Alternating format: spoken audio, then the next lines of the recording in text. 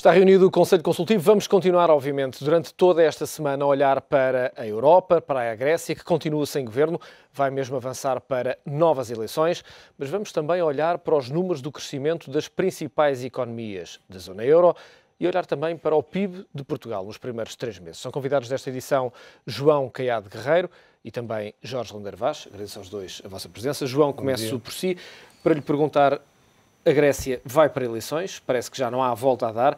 Que impacto poderá ter esta decisão de avançar para novas eleições, sobretudo numa altura em que as sondagens dão uma previsível vitória para o partido de extrema-esquerda?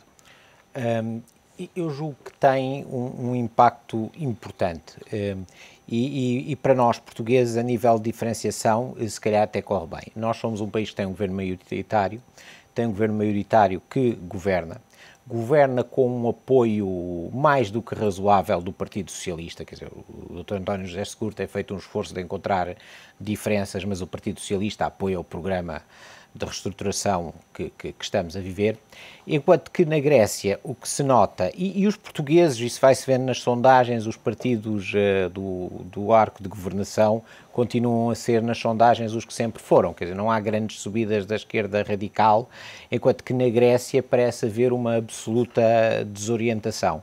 Em boa parte, na minha opinião, dificilmente justificável, porque os problemas dos gregos são responsabilidade sobretudo dos gregos, como os dos portugueses são sobretudo dos portugueses.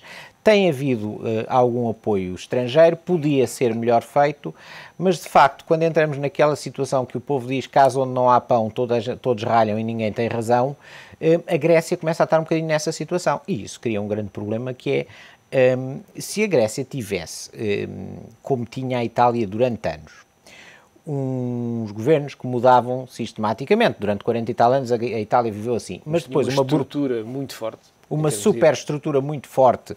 Alguma gerada por interesses, o que é mau, outra gerada por um funcionalismo público que funcionava razoavelmente, não era extraordinário, mas funcionava.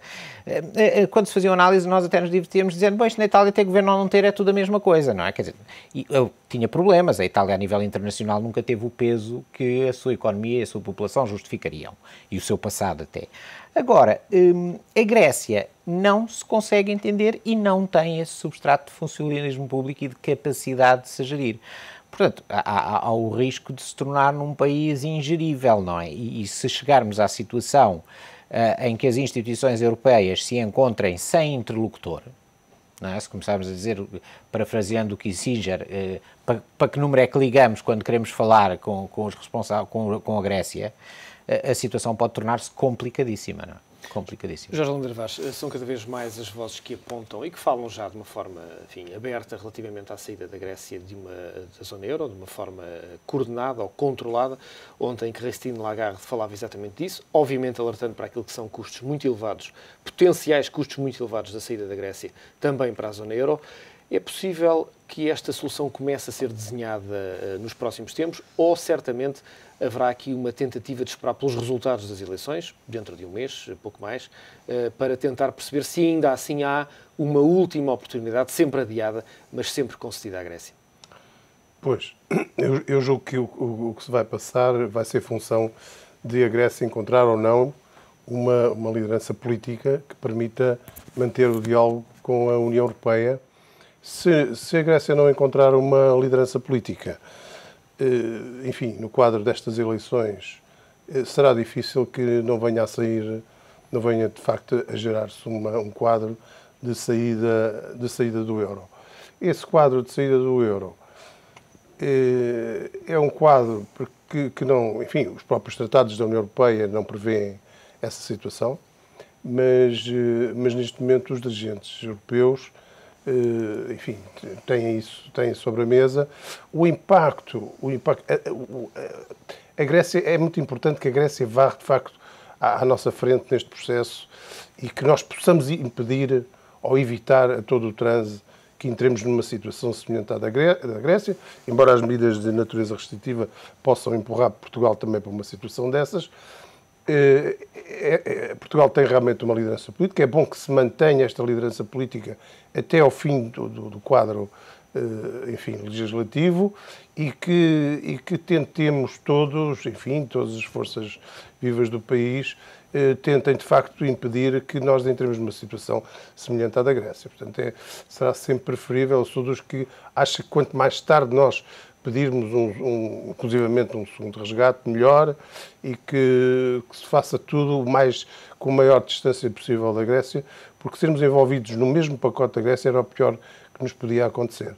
Depois, há aqui, de facto, outra ameaça muito grande, que é a ameaça da Espanha, não é? Portanto, a ameaça da Espanha pode realmente fazer com que os 4 países da coesão, não é? Da Europa há 15, não é? Começaram o processo de coesão, Irlanda, Portugal, Grécia e Espanha, essa coesão falhou. Portanto, está em cima da mesa e era necessário desenhar rapidamente um quadro de apoio da União Europeia. Por isso é que eu acho que os políticos têm que ter iniciativas, não podem estar à espera de ver cair o castelo, não é? Portanto, têm que ter iniciativas, dizer, assumirem o quadro da coesão falhou, temos que definir um novo quadro de um tal plano Marshall, não é? Para estes países que estão e que impeçam a situação de vir, porque a saída do euro é uma caixa preta. A saída do euro de algum membro do clube, porque realmente, quer dizer, a zona monetária do euro não é uma zona monetária ótima, nunca foi. E se a convergência nominal durante algum tempo se manteve, a divergência real acentuou-se e neste momento há divergência nominal e há divergência real. E, portanto, como é que se resolve um problema destes? A Europa tem que perceber isso. Ou atalha, ou a Europa vai se partir em dois. Este também é um problema novo para os economistas, sobretudo para quem estuda macroeconomia. Não há, com esta dimensão, uma zona monetária na história da humanidade com estes desequilíbrios e, obviamente, sem uma proteção única desta moeda. É também um desafio do ponto de vista intelectual para quem olha para estas questões desse ponto de vista, obviamente. É sem dúvida. Quer dizer, esta união monetária foi uma união que se acreditou que o controle dos preços e o controle da massa monetária pudesse levar depois a uma convergência da economia real. As diferentes economias se obtivessem taxas de crescimento e se aproximassem taxas de emprego. Planos de coesão exatamente com esse objetivo que falharam. Exatamente, obviamente. É que é essa a questão. E, portanto, de facto, o Rui coloca o problema do ponto de vista teórico. Já havia economistas que duvidavam, não é? Portanto, as zonas monetárias ótimas foram definidas em 1961 por Mundell, não é? E sempre houve economistas que duvidavam de que realmente a União Europeia pudesse ser uma união monetária sem ser uma união fiscal e uma união política. E, portanto, o federalismo fiscal, aliás, eu acho que Hollande ficou aquém daquilo que é necessário. Hollande falou em harmonização fiscal. Não chega. Temos que ir para a união fiscal e tem que haver transferência de recursos do centro para a periferia. E tem que haver o mais rapidamente possível, porque senão vai tudo estourar. Quer dizer, há aqui uma falta de compreensão histórica do que é que se está a passar, que vai sair a Grécia, a seguir à Grécia sai a Espanha, a seguir à Espanha saímos nós, ou antes da Espanha sai a Itália, isto vai-se partir. A primeira peça de domínio que obviamente vai empurrar todas as outras. Exatamente. João, ontem ao longo desta semana foram divulgados, mas sobretudo ontem, dados relativamente ao crescimento da economia, à evolução, no nosso caso, de crescimento das economias europeias. A Alemanha cresceu bem acima daquilo que se esperava. As exportações continuam a ser o motor desta principal economia da zona euro, sobretudo também com alguma substituição entre aquilo que são ou que eram exportações para a zona euro por exportações para os países emergentes. Portugal, ainda assim, teve um comportamento melhor do que esperavam os analistas, uma queda em cadeia de 0,1%, quando os analistas esperavam 0,7%, e quando olhamos para aquilo que é o ranking dos comportamentos das economias, Portugal até nem aparece mal colocado. A seguir, a Alemanha e a Áustria, que foram as únicas duas economias que cresceram, 0,7% e 0,8% respectivamente. Portugal, depois aparece a seguir apenas a França, com uma queda então muito ligeira e, como dizia, apenas a seguir a França. Todos os restantes países, Itália, Grécia, Holanda, Espanha, próprio Reino Unido e Irlanda, com comportamentos piores. É um bom sinal ou ainda é cedo para esperar para tirar conclusões relativamente à economia portuguesa neste ano de 2012? Eu acho que a história prova sistematicamente que Portugal e os portugueses reagem bem às grandes adversidades. tem uma capacidade de união e de superação dos problemas. Por exemplo, a gente olha para o primeiro programa do FMI, para o segundo programa do FMI, e Portugal teve capacidade de resolver a situação mais depressa que o próprio FMI esperava, e numa fase ainda complicada da nossa democracia. Quer dizer, a nossa democracia tinha, eu ia dizer 10 anos, mas na verdade tinha 3 ou 4, não é? Porque enquanto existiu o Conselho da Revolução até 82, havia ali um órgão militar que de facto era onde estava o poder todo. As pessoas muitas vezes esquecem-se destas coisas, não é? Também porque o Conselho da Revolução podia não ter assim uma intervenção tão evidente, mas o que estava lá na Constituição era isso. E reagiu muito bem. E eu acho que nas crises os portugueses tendem a superar-se. Têm o velho desenrascanço português, esta resignação do fado, que é um dos nossos males, também é um dos nossos bens, aguentamos bem a adversidade. Temos ainda, apesar de muito desintegradas, e o anterior governo teve muita culpa nisso, deu muito pouca importância às famílias e às ligações familiares, apesar de muito desintegradas já, as famílias continuam a ter um peso muito grande, continua a haver um certo tribalismo no apoio de umas pessoas às outras, os filhos voltam para a casa dos pais, as coisas são encaradas com razoabilidade. Uma certa rede social que ainda assim se mantém. Há uma rede social de auxílio entre as pessoas que continua, que é muito latina também, mas que continua a funcionar bem. E que nunca se perdeu porque também não houve propriamente muito tempo para confiar no Estado, não é? E nos países latinos não se confia nos Estados, não é? Nós nunca temos, isto é um exemplo interessante que até o Jorge Luís Borges dava numa entrevista dele, nós nunca temos aquela história em que o herói é um polícia disfarçado de ladrão e depois denuncia os ladrões. Isto não faz parte da mitologia portuguesa, porque nós aqui, os ladrões são o Estado em geral, sempre foi um bocadinho visto assim pela população e, portanto, eu não diria aos ladrões, mas quer dizer, o mau da fita ou o menos bom da fita, e as pessoas são as boas, e portanto um tipo que vai denunciar não fica bem. Essa união grande que nós temos ajuda-nos muito. E ajuda-nos muito, isso vai-se vendo nos dados. Eu julgo que Portugal vai surpreender pela positiva. Julgo que as coisas estão a correr de acordo com o esperado. Sofremos muito, não há dúvida. Sofremos muito comparados com o que estamos habituados a sofrer. Comparados com a geração que viveu a Segunda Guerra Mundial ou a Guerra Colonial, isto não é sofrimento, não é? Mas temos essa grande capacidade. Agora, temos aqui uma incógnita, e eu estava ontem a ler o Boletim da Primavera do Banco de Portugal, que aliás tem um nome assim bonito e otimista, tem uma questão fundamental.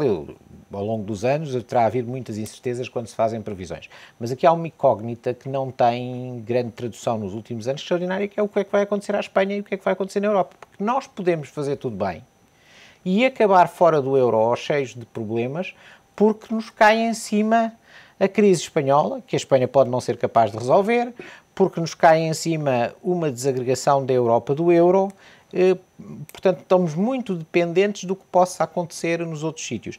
Agora, quer dizer, o ideal era fazermos como a Alemanha, não é? Era vendermos para outros mercados, diversificarmos o mais possível, porque estamos numa fase em que a diversificação é talvez a única proteção, porque não se sabe mesmo o que é que vai acontecer na União Europeia. A grande oportunidade. E a grande oportunidade. Jorge André Vaz, comentário faz estes dados que foram divulgados. Portanto, de facto, são dados positivos do ponto de vista em que realmente as exportações portuguesas continuam a comportar-se bastante bem. O consumo, apesar de tudo, não se retraiu tanto como era possível, porque significa que... Mas os impactos, digamos, os maiores impactos ainda estão para vir, não é? Portanto, os cortes dos subsídios só vêm a meados do ano. Enfim, portanto, não é... Mas é positivo do ponto de vista em que se nós era muito importante que a nossa economia não resvalasse este ano. E 3% até é demais, quer dizer, a economia, porque era muito importante que a divergência real, porque isto significa divergência real, quer dizer, a Grécia entrou por aí e já tem divergência real lá desde 2008 e acentuadíssima, não é? Estamos a falar de perdas de produto de 5%, de 4%, ou mais do que isso, não é? E, portanto, era muito importante que nós conseguíssemos circunscrever esta divergência real da economia, com taxas de desemprego, que se estancasse a chaga do desemprego, mas que se estancasse mesmo. Não é estar à espera de que aumente, porque é muito grave que continue a aumentar as taxas de desemprego. E, portanto, eu acho que o Governo tem que tomar uma iniciativa muito séria junto da União Europeia para promover rapidamente um plano de emprego, um plano de emprego, de autoemprego, emprego e de empreendedorismo, e que ponha esse plano rapidamente no terreno. Porque tem que tomar essa iniciativa. O Governo não pode estar à espera que as coisas corram mal. Não pode ser. Tem que tomar a iniciativa de fazer com que as coisas corram ao contrário, não é? E, portanto, essas iniciativas são políticas. Quer dizer, nós, os portugueses, estão a fazer muito pela vida e estão a fazer por conseguir sobreviver no meio desta situação, não é? Mas precisam de que o Governo, com certeza, fale em empreendedorismo, mas que fale mais do que isso. Sá Carneiro até tomou a iniciativa de distribuir terras. Ou seja, há muito jovem que, se calhar, se lhe tivesse apoios, era capaz de transformar a sua própria vida. Reequacionar, ir para a agricultura e lançar-se, enfim, em muitas atividades. Agora, os governos não se podem desresponsabilizar. Os governos têm que apoiar essas iniciativas, têm que as estruturar. É evidente que os apoios, aquilo que se chama ativos de emprego, funcionam melhor quando a economia começa a crescer, não é? Porque quando a economia desce, muitas vezes esse dinheiro acaba por ser dinheiro gasto e que não tem capacidade, porque a economia, se não está a crescer, não absorve as iniciativas, não é? Portanto, mas aqui era muito importante não deixar isto resvalar para a situação grega. Portanto, este é o grande desafio que o Governo tem. Não deixar que isto vá para a situação grega. Nestes valores relativos aos primeiros 3 meses, há de facto um pequeno contributo em termos daquilo que é a procura interna, mas há também esse motor que ainda continua a ser bastante forte das exportações portuguesas. As empresas portuguesas, nesta altura, têm vindo a conseguir ganhar cota no mercado internacional. Há aqui um feito grande dos empresários portugueses. Há aqui um feito, sem dúvida, grande dos empresários portugueses. Os portugueses sempre foram grandes no mundo e sempre souberam ultrapassar as dificuldades. E isso é o nosso ADN. E, portanto, há aqui uma resposta que tem que ver também com o crescimento dos países falantes de língua portuguesa, não é? Que estão com taxas de crescimento muito elevadas. Nós estamos a fazer, estamos a incrementar rapidamente exportações de legumes, de frutas, quer dizer, é curioso ver como é que, de repente, determinados setores conseguem articular-se e começar a reorientar-se. Quer dizer, agora, há aqui uma economia que criou, foi realmente destas bolhas, não é? Que são difíceis de digerir, a bolha do imobiliário, a bolha das parcerias público-privadas, a própria bolha que é a dívida soberana, é uma bolha, não é? Portanto, estas bolhas pesam muito sobre a economia e não deixam a economia avançar. Mas, por isso, é preciso que a Europa nos ajude a lançar um programa ativo de emprego, de investimento, porque sem isso nós resvalamos para a situação grega. E é isso que é preciso evitar a todo custo. João, falando de emprego e falando do mercado de trabalho, há uma tentativa de alteração daquilo que são as regras em termos de mobilidade na função pública. Parece-lhe correto tentar flexibilizar estas medidas e, sobretudo, alargar aquilo que é o âmbito geográfico da possibilidade de um trabalhador ou um funcionário público poder trabalhar num raio maior do que aquilo que estava previsto até agora, no sentido de também haver alguma flexibilidade dentro da função pública para ajustar os recursos? Eu sou favorável à aproximação dos contratos de trabalho da função pública aos contratos de trabalho à legislação no privado. E também sou favorável, dentro do próprio privado, à aproximação dos regimes para um contrato único. Aliás, o Boletim da Primavera do Banco de Portugal, curiosamente, tem um estudo muito interessante, não me lembro o que é Álvaro Novo e não me lembro quem é o outro autor, que começa com uma citação a dizer que este mercado trabalha a 2 ou 3 velocidades, como se quer dizer, não há ninguém mais prejudicado que os pobres e os fracos, não é? E, portanto, isso é importante. Eu não vejo qual é o grande drama de haver alguma mobilidade territorial. A mobilidade territorial parece-me natural e, sobretudo, o que se está a falar é para concelho limítrofe. Hoje em dia não é uma coisa significativa, não é? Portanto, eu a esse nível não vejo qual seja o problema da mobilidade. Agora, esta necessidade de mercados de trabalho com maior flexibilidade também está ligada a outras coisas, não é? Precisamos do mercado do arrendamento, para as pessoas não se habituarem tanto a comprar casa e poderem mudar de casa com mais facilidade, não terem aquele investimento inicial.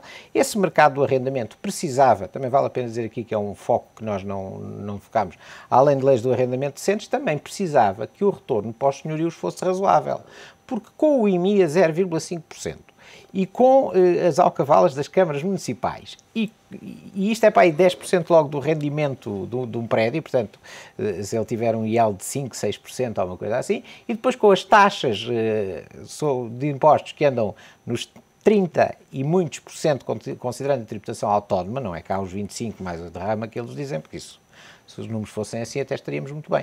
O retorno é muito pouco interessante do investimento no imobiliário. E, portanto, as pessoas acabam por não fazer esse tipo de coisa, e isso está muito ligado a esta necessidade de mobilidade, não é? Quer dizer, primeira coisa, eu acho que uma pessoa pensa, se lhe dizem, você agora, em vez de trabalhar em Lisboa, e agora estou a dizer, tem que ir trabalhar para o Porto, então e a minha casinha que eu estou a pagar aqui em Lisboa, como é que eu faço, como é que eu vou para o Porto, etc. É um entrave muito grande. É um entrave enorme, não é? É um entrave enorme. João, já agora o seu dono, o artigo é de Mário Centeno e também Álvaro Novo e está disponível no site do Banco de Portugal. Obrigadíssimo. Professor Leandro Vaz, Desculpe. relativamente à questão da mobilidade. A questão da mobilidade, exatamente. Aliás, a mobilidade e a diminuição dos custos de fator trabalho está inserido, quer dizer, aquilo a que estamos a assistir é os efeitos de uma desvalorização da moeda por outra via. E, digamos, a desvalorização da moeda provoca também, enfim, tem muito a ver, os resultados da desvalorização da moeda, da depreciação da moeda, tem muito a ver com esta desvalorização dos custos de trabalho, etc, etc.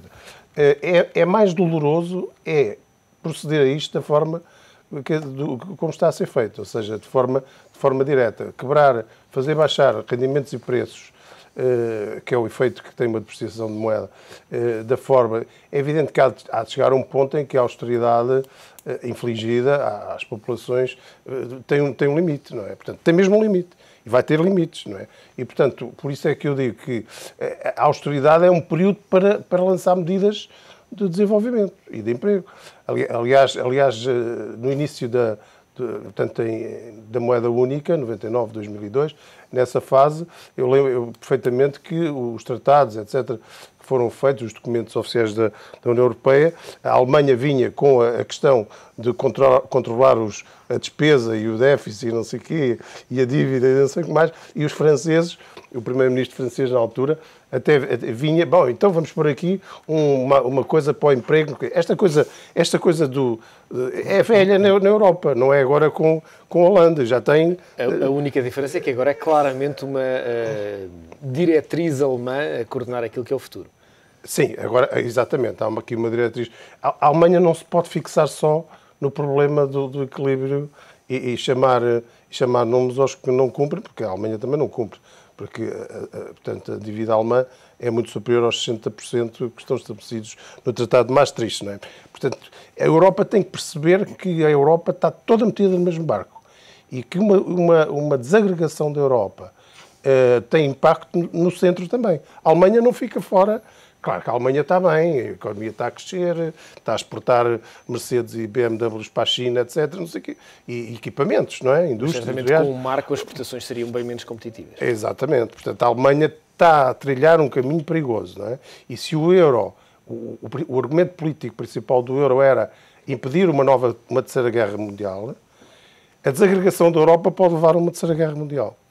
É obviamente uma questão que vamos continuar a acompanhar nas próximas semanas. Jorge Leandro Vaz, João Qué Guerreiro, é sempre um prazer contar com o vosso comentário. Fica por aqui o Conselho Consultivo. Estivemos a olhar para a Grécia, para a Europa e também para o crescimento da economia portuguesa.